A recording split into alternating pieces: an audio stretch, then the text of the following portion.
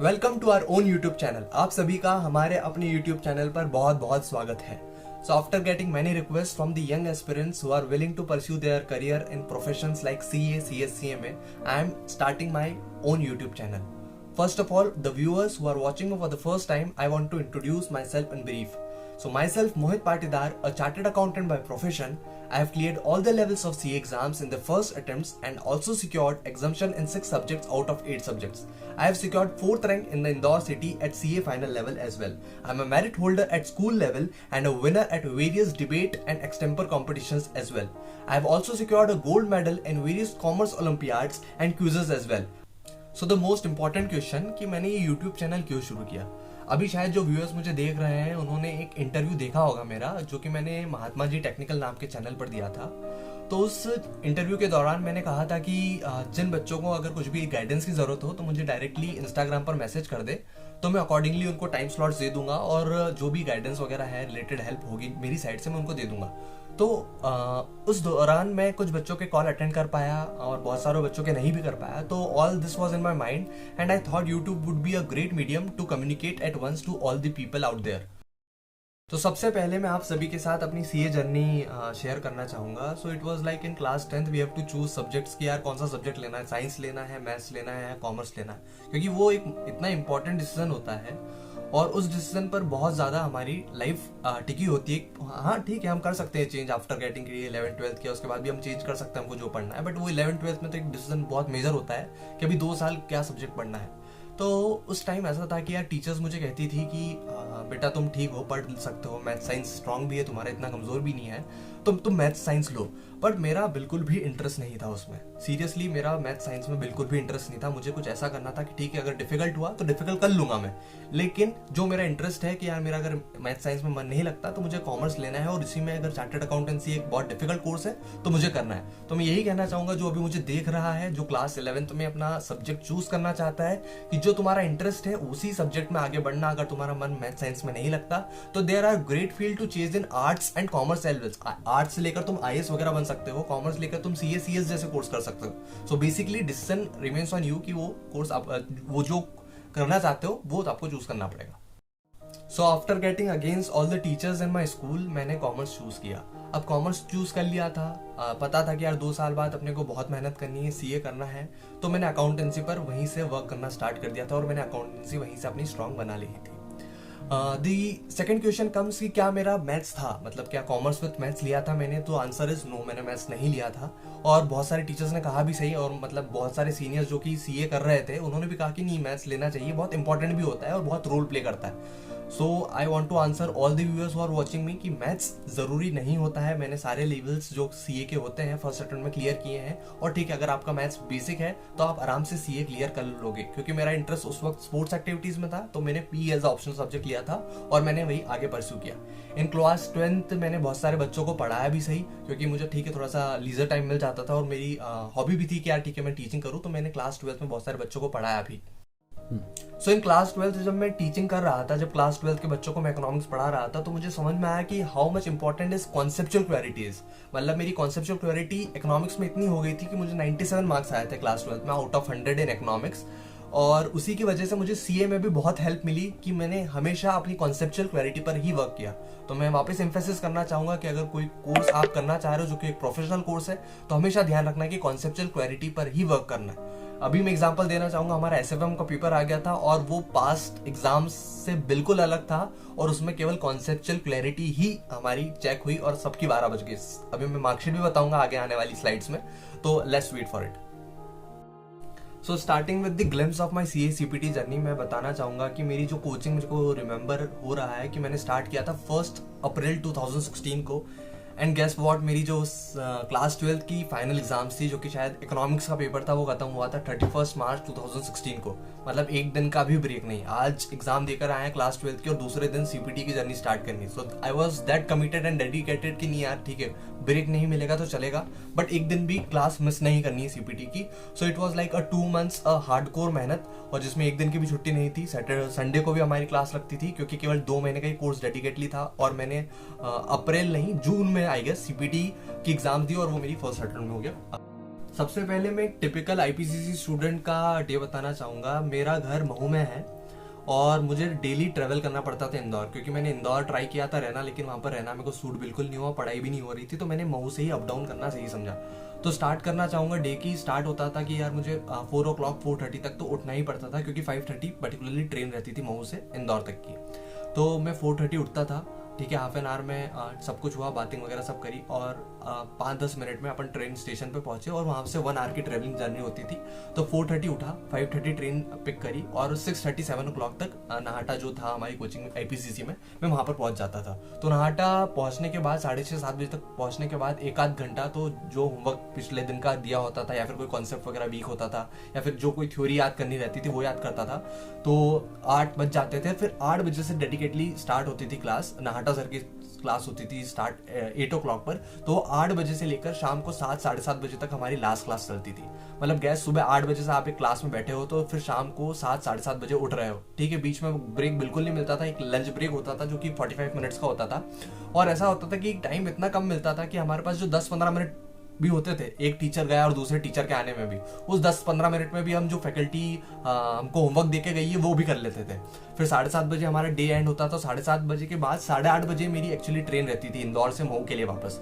तो उस 1 घंटे में भी मैं सब जो भी होमवर्क रहता था वो कंप्लीट कर लेता था, और 8:30 बजे ट्रेन रहती थी, वो पिक किया, और 9:30-10 बज जाते थे मेरे को घर पहुंचते पहुंचते। एंडिंग 10-10:15 बजे तक मैं घर पहुंचता था, और बहुत कभी कभी तो मन नहीं होता था खाना खाने का, फिर भी ठीक है थोड़ा बहुत खा लिया, और करके 10:30-11 बजे तक वापस सोता था। कोशिश करता था कि ठीक है यार आधा 1 घंटा और पढ़ा जाए, और ऐसे करके आईपीसीसी की पूरा ये मतलब ये टेन्योर था आई गेस कुछ 12 मंथ्स में से हमारी क्लास चली थी, 8 to 9 months। और फरवरी 2017 में क्लास खत्म हुई थी, और 2 मंथ की हार्डकोर पर्सनल सेल्फ स्टडी करने के बाद मैंने अटेम्प्ट दिया था। और उस वक्त ऐसा लग रहा था कि यार शायद इस एग्जाम में तो फेल ही होंगी, क्योंकि वो अलग ही लेवल की एग्जाम थी। फिर भी मैंने पूरा हार्डकोर दिया, और सारे पास क्वेश्चंस पेपर भी 2-3 बार करने के बाद मैंने ठीक है एग्जाम दिया कि ठीक है। और एग्जाम देने के बाद भी ऐसा था कि यार शायद ये वाला अटेम्प्ट जो कि आईपीसीसी का दे रहे हैं ये तो फेल ही होंगे। तो उसमें ऐसा था कि अगर इसमें फेल हुए ना तो अगले में तो फिर पास ही होना है।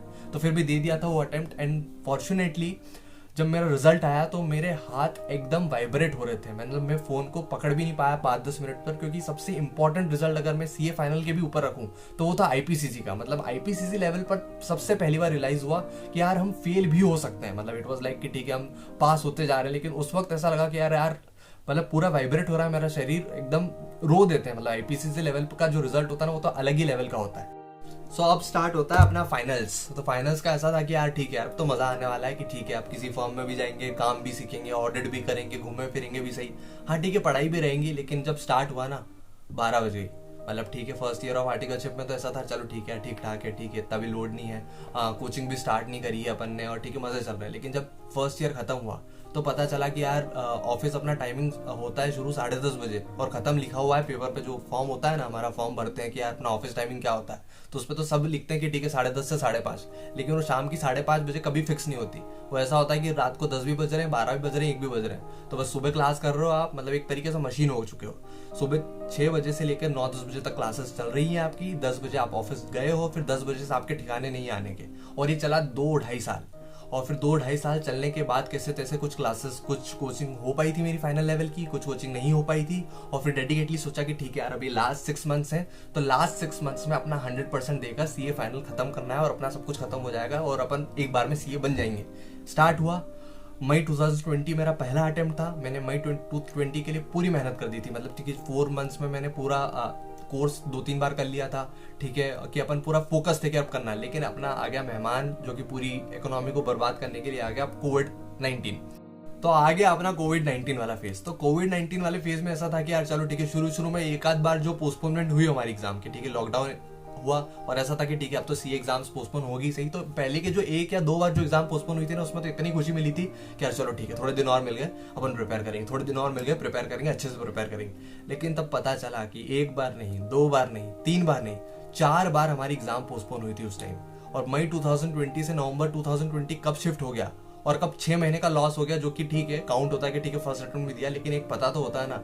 और वो फेज ऐसा था कि उस लेवल कंसिस्टेंसी मेंटेन करना, अपने डेडिकेशन से पढ़ाई करना एक अलग ही लेवल का था, क्योंकि उस टाइम पूरी जो दुनिया होती है ना अपने मजे कर रही थी, भैया थाली बजानी है या फिर दिया जलाना है, और मुझे क्या करना था, पढ़ाई करनी थी, केवल पढ़ाई करनी थी। और सीए फाइनल का जो कोर्स होता है ना वो एक अलग ही लेवल पे जाता है यार, मतलब कि इतनी सारी बुक्स रहती है और वहां पर आपको कंसिस्टेंसी मेंटेन करनी इतनी जरूरी हो जाती है, क्योंकि अगर कुछ भी आपने आज पढ़ा, अगर उस सब्जेक्ट को आप 15 दिन बाद उठाओगे ना, ऐसा लगता है यार ये तो शायद रिकॉल नहीं हो रहा है, क्योंकि थ्योरी इतनी ज्यादा होती है, ऑडिट, लॉ वगैरह। फिर भी ठीक है, एक साल तक कंसिस्टेंटली मेंटेन करने के बाद बहुत सारे फेज आया, बहुत बार बीमार भी हुआ उस फेज में मैं, लेकिन एक साल कंसिस्टेंटली मेहनत करने के बाद नवंबर 2020, जो कि इतना खतरनाक अटेम्प्ट था, मतलब सब लोग मास्क में जा रहे हैं, सब सैनिटाइजर ले रहे हैं, पेरेंट्स को भी अलाउ नहीं कर रहे हैं अंदर आने को, और बहुत मुश्किल से, क्योंकि उस टाइम पापा मेरे को पूरे टाइम छोड़ने गए थे, उनका बहुत रोल रहा, पापा मम्मी का तो शुरू से ही रोल रहा, सीपीटी लेवल से मेरा सीए फाइनल लेवल तक, मतलब सबसे इंपॉर्टेंट रोल अगर मैं किसी का बताना चाहूंगा वो था मेरे फादर मदर का और मेरे भाई का। अगर मैं आपको फ्लैशबैक पे ले जाऊं कि अगर मेरी फाइनल की जर्नी कैसी थी, तो फाइनल की जर्नी कुछ ऐसा स्टार्ट हुआ था कि नवंबर से मैंने सोचा था कि यार अपने को नवंबर 2019 से प्रिपरेशन स्टार्ट करनी, मई 20 में खत्म हो जाएगी, बस 5-6 महीने जी तोड़ मेहनत कर लो। तो नवंबर 19 में तो लाइब्रेरी ज्वाइन कर ली थी मैंने, मतलब जस्ट इमेजिन, मैंने आईपीसीसी को वापस दोहराने की कोशिश करी कि मैं महू से इंदौर अप डाउन इसलिए करता था कि मेरे को लाइब्रेरी में पढ़ने जाना है, क्योंकि महू में कोई लाइब्रेरी थी नहीं। तो मैंने 1 आध महीने तो किया, फिर रियलाइज हुआ कि ठंड बहुत ज्यादा बढ़ गई है और टाइम वेस्ट ज्यादा हो रहा है, तो फिर हमने यहीं पर मेरे घर के पास में ही थोड़ी दूर है वहां पर रूम लिया। अब रूम ले लिया था, अब हमारा स्केड्यूल क्या होता था फाइनल लेवल पर, मैं ऐसा हूं कि मैं मॉर्निंग में पढ़ता हूँ, रात को मुझे ज्यादा पढ़ा नहीं जाता, तो हम डेली 2 से 3 बजे उठते थे, मैं और मेरा भाई, वो सीएस कर रहा है, उसका भी सीएस एग्जीक्यूटिव अभी फर्स्ट अटेम्प्ट में क्लियर हुआ, और बिलीव नहीं करोगे उसके केवल 55% थे क्लास 12th में, और उसने अभी सीएस एग्जीक्यूटिव फर्स्ट अटेम्प्ट में निकाला है, और उसकी सीएस फाउंडेशन में भी रैंक आ गई। मतलब बेसिकली अगर मेहनत करे तो एवरीथिंग अचीवेबल। तो मैं कह रहा था कि हम सुबह रोज 2-3 बजे उठते थे, 3 बजे हम उठे हैं, 3 बजे के बाद हम घर पर पढ़ाई करते थे 3-4 घंटे, और फिर जहाँ पे रूम लिया था फिर हम वहां पर चले जाते थे। तो सुबह ठीक है 6-7 बजे वहां पे पहुंच जाते थे, फिर सुबह 7 बजे से रात को 10 बजे तक हम वहीं रहते थे। मतलब बेसिकली मेरा भाई बीच बीच में जाके जो कि ठीक है चाय होती थी या फिर खाना होता तो बीच बीच में जाके हम कर आते थे, और फिर हम वहीं रहते थे।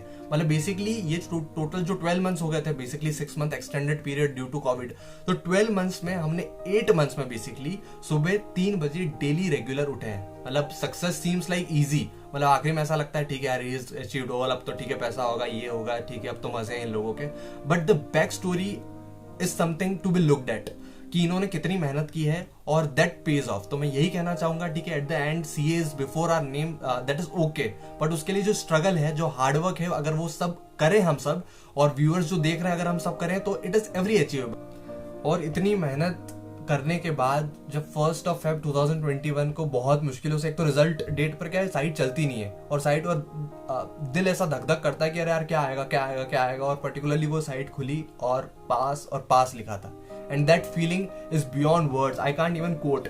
मतलब रोना तो ठीक है, वो तो सभी रोते हैं और आ ही जाता है, मतलब it's an another level feeling, क्योंकि आप अगर कोई चीज अचीव करना चाह रहे हो पिछले 5-6 साल में, और वो चीज अब आपके सामने रहेगी, the final product is before you being served, और वो एकदम शानदार तरीके से आपको सजा हुआ मिले, तो उसकी जो फीलिंग होगी वो अलग ही लेवल की होगी। मतलब मैं अभी सभी को कहना चाहूंगा कि अगर आप कुछ अचीव कर रहे हो, beat any professional degree, CA, CS, CMA, और या फिर आईएएस वगैरह भी, अगर कोई मेरी वीडियो देख रहा है ये, तो मैं यही कहना चाहूंगा कि ठीक है, it might be a struggle, may be look like यार इतना मेहनत क्यों कर रहा हूं मैं यार, कैसे होगा, क्या मैं पास हो पाऊंगा नहीं हो पाऊंगा, just put your 100% to it, कि अपना पूरा 100% दे दो, कुछ भी मत सोचो, कुछ भी नहीं। अगर कुछ कर रहे हो आप तो पूरा 100% अगर आप उसका दे दोगे तो आपको सक्सेस बिल्कुल मिलेगी। अगर इस अटेम्प्ट में नहीं मिलेगी तो अगले अटेम्प्ट में तो बिल्कुल ही मिलेगी, और करते जाओ, अगर आप मेहनत करोगे तो it's like success is yours.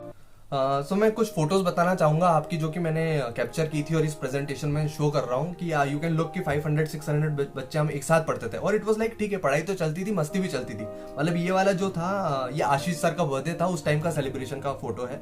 ये सेकंड चार्ट जो आप देख रहे हैं, दैट इज कस्टम का। ये एक्चुअली जो चार्ट बनाया था ये बहुत छोटा था और बहुत सारी कंटेंट्स इसमें मिसिंग थी, और मुझे चाहिए था कि यार एक बार में ही सब कुछ अपना प्रिपेयर हो जाए। तो मैंने जो 2 स्ट्रिप्स जो साइड में आप देख पा रहे हैं वो मैंने ऐड की थी, और उसमें पूरा जो कि सिलेबस था कवर कर लिया था कि यार एग्जाम के पहले बस इतना पढ़ना है। मतलब शुरू से टारगेट यही था कि जितनी छोटी चीजें करके रखेंगे उतना ही फायदा देगी।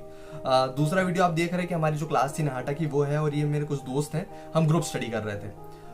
ये तीसरी फोटो वो हमारे रूम की जो मैं बात कर रहा था वो वाली है, और ये इतनी सारी किताबें, ठीक है सब लेते हैं, हम ने भी ले ली एक बार कि ठीक है, देखे तो सही कितनी टोटल किताबें हुई है। और and the last photo, the success photo, ये मेरे पापा मम्मी है, भाई है, और ये उस दिन की फोटो है जिस दिन मेरा सीए फाइनल का रिजल्ट आया था. The another photo you can see my CA final marksheets. इसमें टोटल 6 सब्जेक्ट में मेरी एग्जाम्शन है. आई will be sharing all the strategies in the coming slides also. इसमें आप देख सकते हैं कि एसएफएम जो कि मैं बोल रहा था जान निकाल दी थी उसमें, ठीक है, बाय लक 40 नंबर आए. हाँ, लक भी जरूरत होता है थोड़ा बहुत. तो अनदर मार्कशीट इस क्लास 12th की मार्कशीट है मेरी, जिसमें मेरे मार्क्स वगैरह जो भी है इसमें शो हुए हैं. So basically the important thing is why I started this channel. So मुझे एक प्लेटफॉर्म चाहिए था कि जिससे मैं सारे बच्चों तक पहुंच सकूं. दूसरा, मैं गाइडेंस दे सकूं बहुत सारे कॉम्पिटेटिव एग्जाम्स से related, that is 11th 12th CA CS और इट मे बी सीए में ऑल्सो. मैं अपने नोट्स जो कि मैंने अपने सीए आईपीसीसी सीए फाइनल के दौरान बनाए थे, मैं वो भी चैनल के थ्रू शेयर कर सकूं. और मेरी जो सब्जेक्ट वाइज स्ट्रेटेजी रही है एंड टाइम टेबल जो मैंने बनाया था, वो भी मैं आगे आने वाली वीडियोस में आपके साथ शेयर कर सकूं. मैंने सर्टिफाइड कॉपीज बुलवा ली है और मैं उसकी एनालिसिस कर भी रहा हूं. और मैं आगे वाले जो एपिसोड्स होंगे, जो कि मेरी सीरीज होगी, उसमें वो भी शेयर करूंगा. And third and the last one, जो भी इंपॉर्टेंट टॉपिक्स अगर मेरे को ध्यान आएंगे और जिसकी रिक्वेस्ट आएगी ज्यादा, तो मैं उस पर रिविजन वीडियोस भी बनाना. I'll also be sharing these classes which should be taken and which should not be taken at the CA final level, CIPCC level. किसकी सेल्फ स्टडी हो सकती है, किसकी सेल्फ स्टडी हम नहीं कर सकते, किसमें ज्यादा एक टीचर का, मेंटर का रोल चाहिए, वो भी मैं शेयर करूंगा. मैं इस चैनल पर जीएसटी और इनकम टैक्स के जो भी रिसेंट अपडेट्स आते हैं, अमेंडमेंट्स आते हैं, और जो कि as a large public helpful रहेंगे, वो भी शेयर करूंगा. The third thing, I am investing in stock market, और जो investment strategies I have learned yet and I know that can be helpful to you people also. I will be also sharing on this platform. As I am starting my CA practice also, I'll be also sharing some tips, and I am learning every day, so I'll be sharing with you also. The other thing, I'll be inviting many people from our industry, from the CA fraternity, ताकि हम उनके interviews देख पाए, सुन पाए, और जो उन्होंने गलती करी, जो उन्होंने स्ट्रेटेजीज अपनाई, वो भी हम अपने सक्सेस स्टोरी में इंप्लीमेंट कर पाए और ऐसे लाइफ में आगे बढ़. एज यू ऑल नो, ये मेरी पहली वीडियो थी और मतलब पसीने पसीने आ चुके हैं इस वीडियो को बनाने में, प्रेजेंटेशन, वीडियो एडिटिंग और ये सब करने में. सो it was like I wanted a platform कि मैं आज जो मुझे आता है, जो मैं सीख रहा हूँ, जो मैंने गलतियां करी है, जो मैंने स्ट्रेटेजीज अपनाई है, सबके साथ शेयर कर पाऊं basically. So if you loved my initiative and if you support me, just press a like button, share it with your friends on WhatsApp और Instagram maybe, and just subscribe to my channel and also press a bell icon to have a recent update about my video.